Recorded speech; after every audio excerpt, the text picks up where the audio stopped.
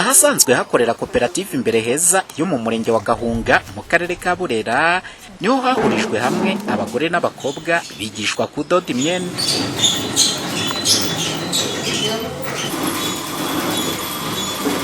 Uwingene Angelique wo mu kagari ka Rwasa we kimwe n'abagenzi be bahamirije Flash ko hari icyo bamaze kumenya kibafasha mu buzima bwa buri munsi babikesha kudoda. Ntaraza hano nari mbayeho mu buzima bw'ubwigunge, nabaga njyenyine mu rugo nyine, kuba wenyine nta bantu, ariko naje hano hari abantu tuganira, kwambara byaratuvunaga. Kubona umwenda ukawujya kugura ukawudodesha, ariko ubu turawugura tukidodera. Ukaba wadodera n'abandi? Nkaba nadodera n'abandi, nkabona amafaranga yo kugura amavuta niyo sabuni. Imibereho nari mfite ntabwo yari myiza, kuko naguraga umwenda nkaje kuwudodesha ahandi, ugasanga ndi kwaka umugabo amafaranga yo kuja kudodesha, ariko ubu ngubu ni ukungurira umwenda nanjye y'amafaranga najaga kuwudodesha, nkaba nakoresha ikintu mu rugo, ahubwo nanjye nkidodera kandi nkadodera n'abandi. Kumenya kudoda neza kuri aba bagore ngo bizabarinda guhora basaba buri kimwe abagabo babo, ngo kuko hari ubwo usanga biteza intonganya mu muryango bitewe n'uko basaba buri kimwe abagabo babo.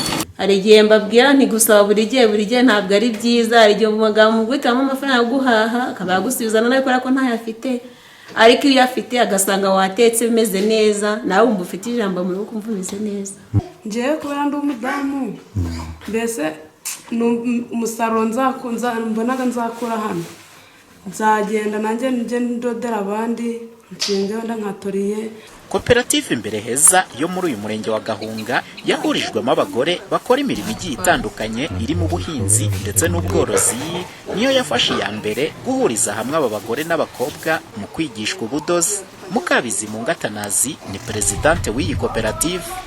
Koperative yacu harimo abadozi n'abana babo baza kwiga hano kudoda, harimo aborozi bwo kubera babonye ibyana by'ingurube bafite inka bahindutse aborozi, harimo abafundi, abagore bakajya ku kigega bakacyubaka bakakinoza neza, ubwo ni abafundi.